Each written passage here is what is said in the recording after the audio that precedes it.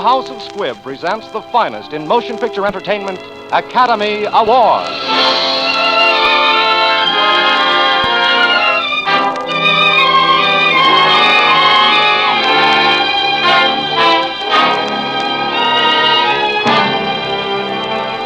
The House of Squibb, manufacturing chemist to the medical profession since 1858, bring you Academy Award. The pictures, the players, the techniques and skills which have won or been nominated for the coveted awards granted each year by the Academy of Motion Picture Arts and Sciences to each in his field for outstanding achievement.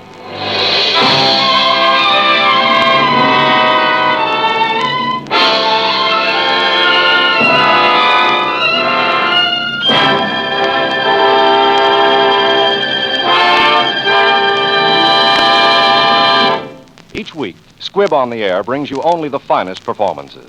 Squibb in your home brings you only the finest medicinal products, pure, effective, reliable. Squibb, a name you can trust. Tonight's picture is Kitty Foyle. Tonight's star is the distinguished RKO player, Miss Ginger Rogers. And now, Miss Ginger Rogers.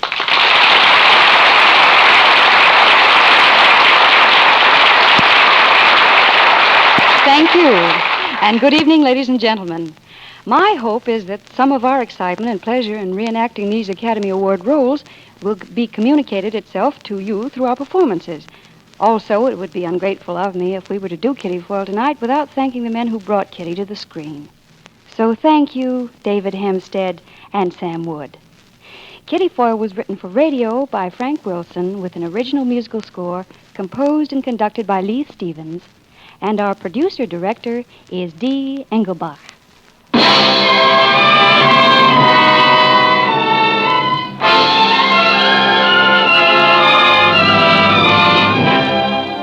Academy Award, starring Ginger Rogers in her 1940 Academy Award-winning role of Kitty Foyle.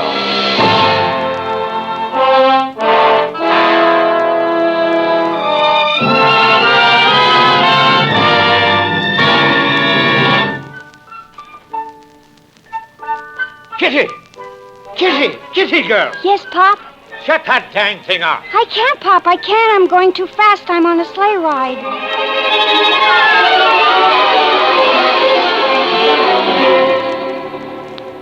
A sleigh ride. Well, it seems my whole life was spent on a sleigh ride. First it was Win Strafford, my mainline Prince Charming. But now it seems to be Mark Eisen, a good, dependable, trustworthy Mike. Mark, it was spring again in New York. And as Mark drove me home that evening, I had a hunch that this might be the spring of all my years. Here we are, Kitty. Pocahontas Hotel, home of lonely women. Kitty, wait. Yes, Mark. Kitty, will you take this ring? Oh, Mark. Well, you see, I've got lots of money tied up in this golden hoop, and there's no other way I can get any use out of it. Well, can't you find my finger, Mark? You did say yes, didn't you? I mean, it's all clear. There's no confusion. You understand what I asked you. You asked me to marry you, didn't you? Oh, that's it. Exactly. I got it. That's why I said yes. Kitty, what I'm getting around to, that fellow in Philadelphia, that's all over, huh? All over. Oh, then we're getting married tomorrow. Meet me at the hospital tonight, huh? Midnight. We'll go straight to Greenwich. Yes, Mark. I guess this will be farewell to the Pocahontas. Kiss all those dear old bachelor girls goodbye for me. I'll kiss them all, and then I'll pack like mad. Okay. And meet me at St. Timothy's Hospital at 12, smack on the dot. 12, smack on the dot, St. Timothy's.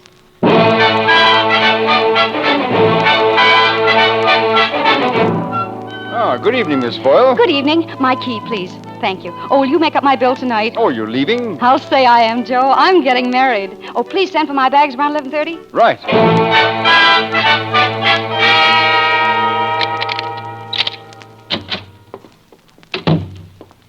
Hello, Kitty. When? What are you doing in my room? You sent for me. I sent for you? You sent back the ring. Well... Kitty, remember what I told you? If you ever needed me or wanted me, or would have me, send the ring back to me. Oh, I forgot. That wasn't what I meant. I sent it back because that was all. That was the end. Don't say that, Kitty. Oh, Kitty, there's no life for me without you. I want you. I need you. I love you this minute as I've never loved you before. But when it's too late. 5 years, too late. No, Kitty, it'll never be too late. What we had can't die. I'm asking that we leave together for South America and be together always. Oh, Win, don't ask me anything. Don't let me think. Oh, darling, at last it all comes true. And will we live happily ever after? Forever and ever? When will we go? We sail at midnight. I'll be at the pier with everything arranged. Now, will you meet me there? Mm-hmm. Pier 48, midnight? Mm-hmm. Oh, Kitty, I love you. Don't be late. Bye-bye. Win, Win! Wait, Win!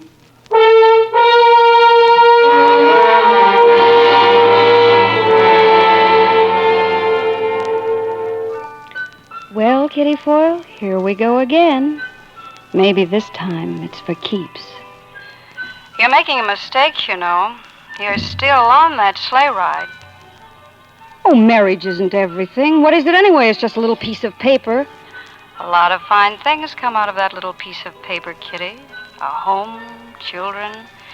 That's where Mark comes in again. And you'd be a lot happier with Mark and that little piece of paper than you ever could be with Win. You know what I think? I think you're wrong. I remember you using those words once before.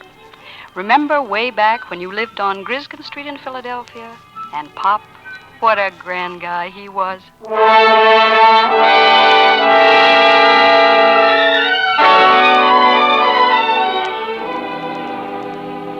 Kitty, I guess an old heathen like me never had any business trying to raise a daughter anyhow. I wanted to keep you from stubbing your toe. I thought you had all this junk rooted out of your mind. What junk?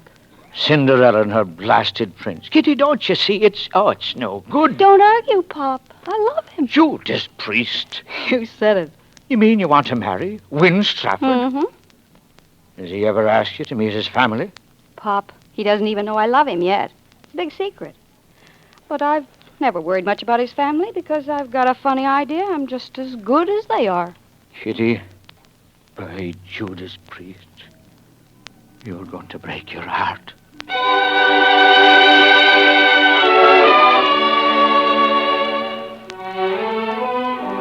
It was so easy to fall in love with him. You were doing it from the start. Falling in love with your boss. But there's no getting around it. Those were probably the happiest days in your life. Crazy but nice. Like the first time he took you to New York. I've never been in a speakeasy before. Best people in New York come here. Here we are, Mr. Strafford. My last bottle of straight. Oh, thanks, Giono. What's a Strega? It's Italian brandy. Oh, I know. They say if two people drink it together, they'll never drink it apart. Win, why did you bring me here? Well, 4 or 5 years ago, I got into this place at Giono's. I liked it.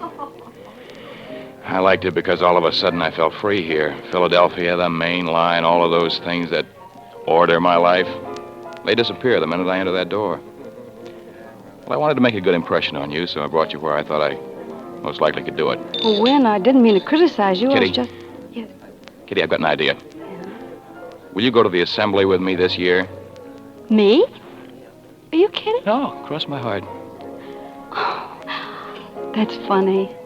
You know, when I was a little girl, I used to read in the papers about the assembly in Philadelphia and cut out the pictures of the society ladies, their beautiful dresses, and use them for paper dolls. That's probably the best use they've ever been put to. I know they've got rules and a committee that goes over the list of those invited, and they come across somebody like Foyle, boom, and the next thing you know, you're being scraped off the sidewalk. You leave that to me. My mother's on that committee. Oh. Oh, Win. Have you ever had a dream come to life right in front of your very eyes? No, but I'm still hoping. Is it a date, Kitty? I'm crazy, I know, but it's a date. Come on. Let's get our wraps and get out of this smoky den. Where are we going? I've got to go home pretty soon. We're going to Lake Pocono just for an hour. See the sunset. But it's already set. Oh, we see the moon rise. I'll get you home in time for supper. Come on, Kitty. It's not much of a drive, and you belong in moonlight.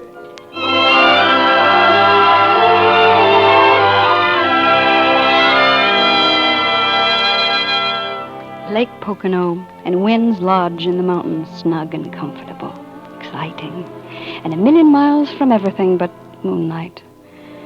Remembering that night is like putting your tongue in a sore tooth, that same sharp little twinge. Funny how love makes a woman quiet and a man talkative. But Lancelot mused a little space. He said, "She has a lovely face. God in his mercy lend her grace, the Lady of Shalott." Isn't that beautiful, darling? Tell me about beauty, teacher. Gladly. As you know, it's a man's duty to instruct woman in all subjects. Now you pick the subject. No, I've only got a few minutes, but tell me where we are. We are in the Pocono Mountains, situated in the state of Pennsylvania. No, but where are we really? In heaven? No. In love. Tell me about love. Well, first, there was a man.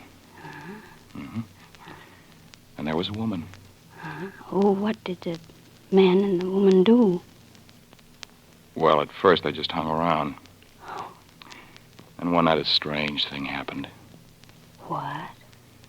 They were sitting in front of a fire like this, and the firelight played upon the woman's face. And the man, for the first time, saw how beautiful she was. Looking into her eyes, he suddenly beheld all the wonders of life. So, immediately, he made love to her. Well, didn't the woman object? No. She loved him, too. Why? Well... Because he was everything that she had ever dreamed of. Oh, my darling. I love you, Wynn.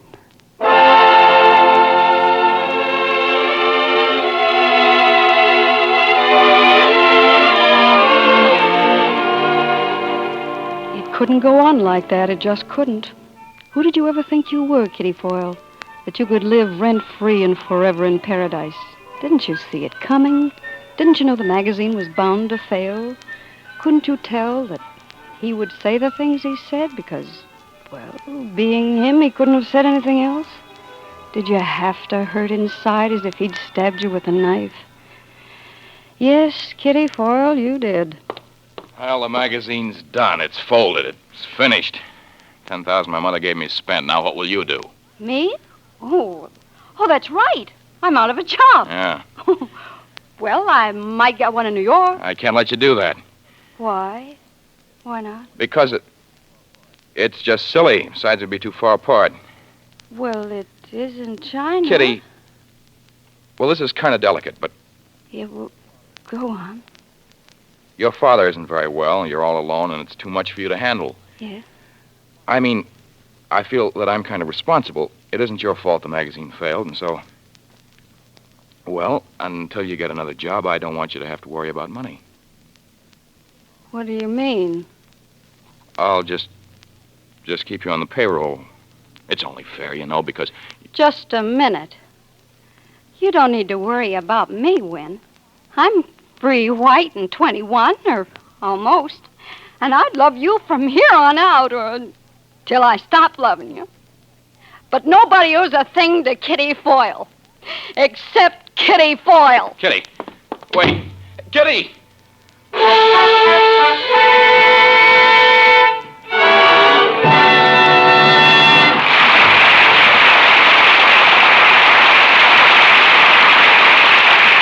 Before continuing with Part 2 of Ginger Rogers' Academy Award-winning performance of Kitty Foyle, let's look in on the RKO lot where they are shooting the final scenes of Ginger's new picture, Sam Wood's production of Heartbeat. All right, boys. Let's try it. Here we are. Much like Alice in Wonderland, isn't it? Walking into a strange new world. Had you any idea it took so many skills and crafts to make a fine picture? Here's a young lady we might persuade to talk to us for a second. Oh, miss. Hello. Hello. May I ask what your job is on this lot? Sure. I'm a makeup girl. Right now, I'm working on Heartbeat. That's Miss Rogers' new picture, you know. Yes, I know. That must keep you pretty busy, doesn't it? I'll say it does. But it's worth it. Just wait till you see Ginger Rogers in this one. Well, I'm certainly looking forward to that. But tell me, in your job of makeup, I imagine the smile is pretty important, isn't it? Yes, sir. The smile is everything. Well, same in my business. You see, Squibb Dental Cream encourages a sparkling smile, and it refreshes your mouth at the same time. Everyone enjoys the minty taste of Squibb Dental Cream. It's so cool and fresh. Yes, I know. And did you know that the polishing agent in Squibb Dental Cream is one of the safest, softest, yet most effective known to dental science? Well, I'm glad to know. And did you know that pure Squibb Dental Cream has to pass more than 100 separate tests before it touches your brush? It's just one more evidence of the scientific care that goes into the making of this quality dentifrice. Use Squibb Dental Cream regularly. Taste, feel, and see the refreshing difference.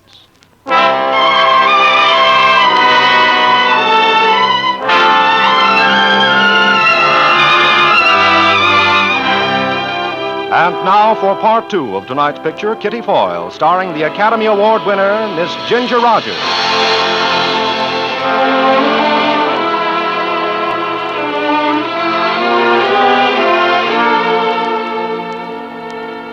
You thought you were off the sleigh ride, Kitty Foyle, when you took your shattered little pieces of pride and went to New York to ring the Liberty Bell. But you were wrong. Getting a job selling perfume, meeting a swell guy like Mark, hiding your pain in the crowds, no dice, Kitty Foyle. You were still on that sleigh, and you had a ticket in your heart for the entire trip. Molly, where are you? For heaven's sake, what's going on here? I don't know. I got home and they started coming. Somebody's nuts.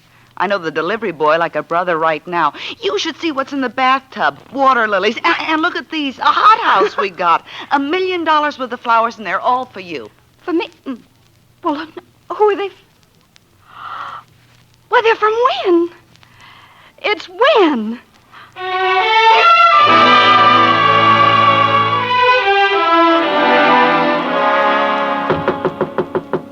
Come in. Wynn. Wynn. Kitty, Oh, Wynn, how did you ever find me? I just followed my heartbeats. Here, presents. Shall I go outside while you dress, or can I just close my eyes? What do you mean, dress? We have a date tonight for the assembly. Only ours is going to be right here in New York. Oh, Wynn, you remember. Hey, I hope you like this dress. Oh, Goleme. Oh, Wynn. Kitty? Kitty, I forgot to tell you What? how much I love you. Oh. Oh, how much do you love me? If I said as much as you love me, would that be enough? Oh, darling. If that were true, there wouldn't be any love left for anybody else in the whole world.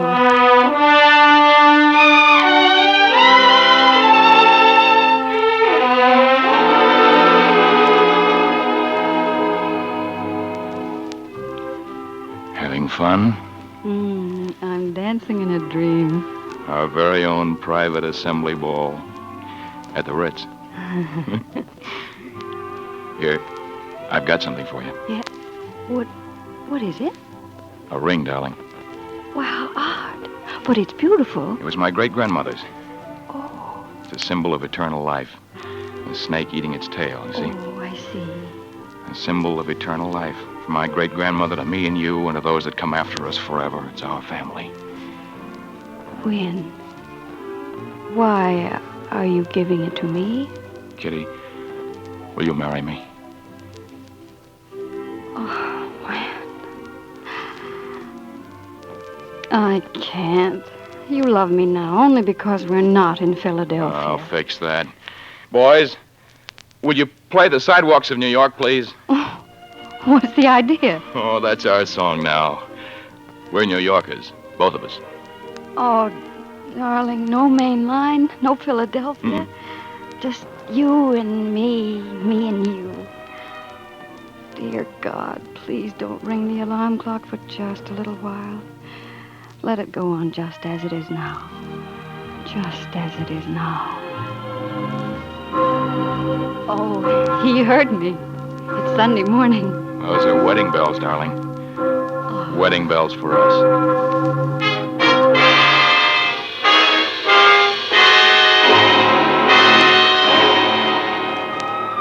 And so you were married, Mr. and Mrs. Winwood Strafford VI.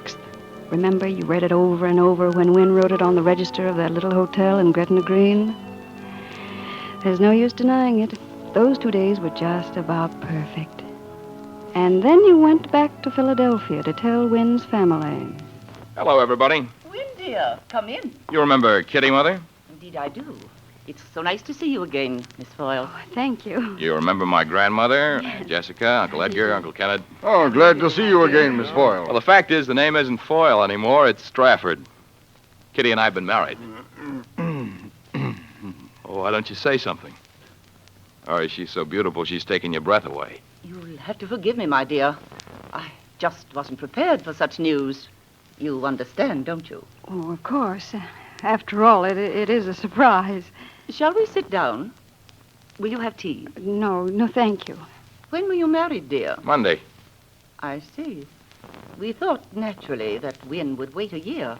But you understand, of course, that above everything else, we want you and him to be happy. That's first and foremost in our thoughts, isn't it? Oh, yes, of course, my dear. Well, I don't want to seem rude, but would somebody mind telling me what you're driving at? It's only this, my dear. Mother. You see? You see, honey, I promised I wouldn't marry you for a year. Mother was going to take you under her wing and prepare you. Prepare me for what? You know, some school, some good finishing school. School? Are you kidding me? No, my dear. Let's keep calm. Now, look. Let's get a few things straight around here. I didn't ask to marry the Straffords. The Strafford asked to marry me. I married a man, not an institution or a bank. Oh, I've got a fine picture of your family conferences here. All the Straffords trying to figure out how to take the curse off Kitty Foyle, buy the girl a phony education, and polish off the rough edges and make a mainline doll out of her. Oh, you ought to know better than that. It takes 6 generations to make a bunch of people like you, and by Judas Priest, I haven't got that much time.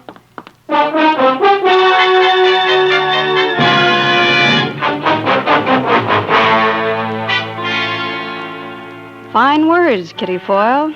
Well, back to New York and your old job. It's not living, though, when every time you hear a knock on the door, you hope it's somebody you know isn't going to be there.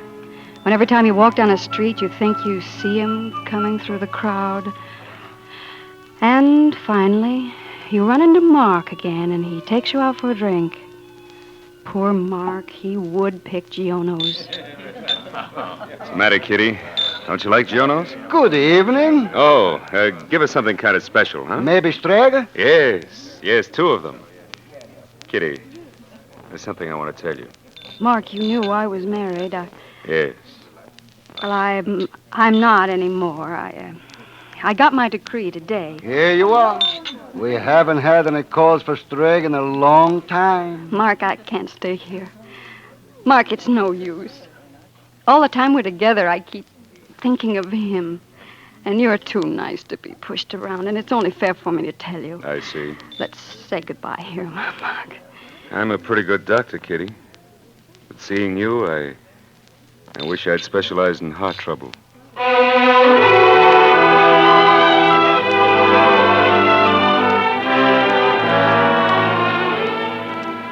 You were ghost-ridden and haunted, Kitty Foyle. You ran until you couldn't run anymore. And then one day, an item in a Philadelphia paper. Mr. and Mrs. Devereux Gladwin announced the engagement of their daughter, Miss Veronica Gladwin, to Mr. Winwood Strafford VI. You thought you could only die once, but you learned. You learned. And time kept on doing business at the same old stand, 5 years of it. Then they sent you down to Philadelphia to open a branch of the store. You were afraid to go, afraid of all the things it might bring back. But nothing happened until the afternoon of your last day, about 4:30. I think I'd better have some perfume, too. Oh, yes, madam. Are you going to the opera or dancing? I'm going to the assembly tonight. I see. What flowers are you wearing? Oh, I hadn't thought yet. I'm glad you mentioned that because I usually have to buy them myself. Oh, in that event, I suggest Sanxit perfume with camellias or... Telephone call, Mrs. Strafford. Oh, thank you. Mrs. Strafford. What couldn't be... Hello? Hello? Oh, hello, Wynne. Oh, you don't have to go to New York again, do you? But But, Win, in the 5 years we've been married, we've never gone to the assembly together. Very well. I'm sorry, but I'll have to leave right away. May I send the perfume to the house with the other things? No, I'll make a selection some other time. The assembly. Tonight. Mrs. Win Strafford. Is that all, Miss Foyle? The package is ready to go to Mrs. Strafford. Yes, that's... No. No, wait. Here's something else. Wrap this up. This ring. For Mr. Strafford.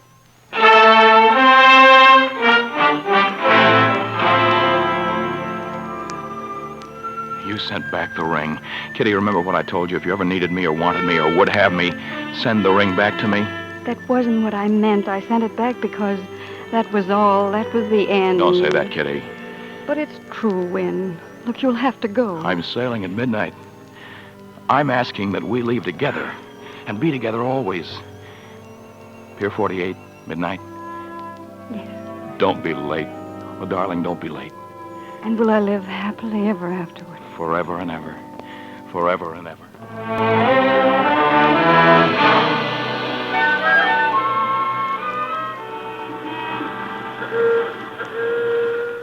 Cab, Miss Foyle? Oh, yes, please.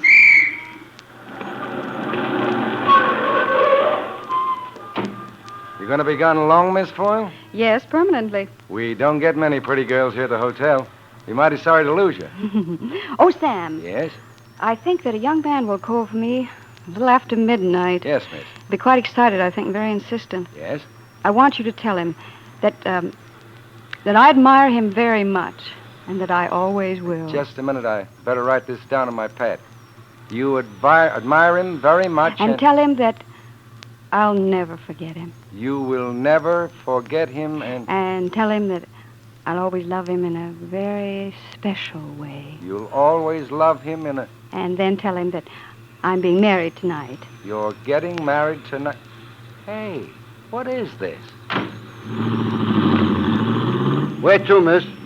St. Timothy's Hospital, please.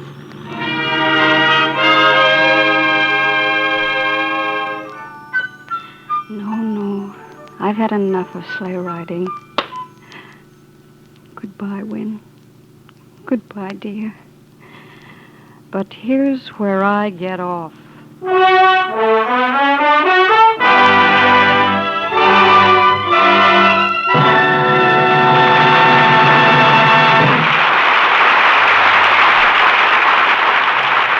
Today, medical science moves with incredible swiftness.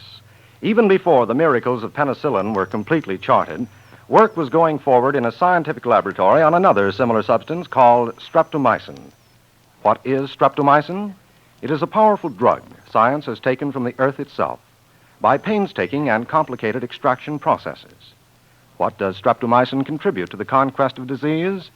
It is effective against certain deadly germs that even penicillin doesn't conquer. With streptomycin, as with penicillin, Squibb scientists are working in the forefront of progress, cooperating with other scientists all over the world in the effort to discover and prove all that streptomycin can do, and to make it available as soon as possible to every doctor. For the Squibb idea, for nearly a century, has been to strive ceaselessly in the cause of health. And through its endless quest for perfection, Squibb has earned its reputation everywhere as a name you can trust. Next week, another great picture. The House of Squibb will present Academy Award starring one of filmdom's most distinguished actors, Mr. Paul Muni, in his Academy Award-winning performance in the life of Louis Pasteur. Next week, it is Academy Award starring Mr. Paul Muni in the life of Louis Pasteur. Ginger Rogers appeared in Kitty Foyle tonight through the courtesy of RKO Radio Pictures, producers of The Spiral Staircase. This is Hugh Brundage bidding you good night until next week at the same time when the House of Squibb invites you to join us for Academy Award. This is CBS, the Columbia Broadcasting System.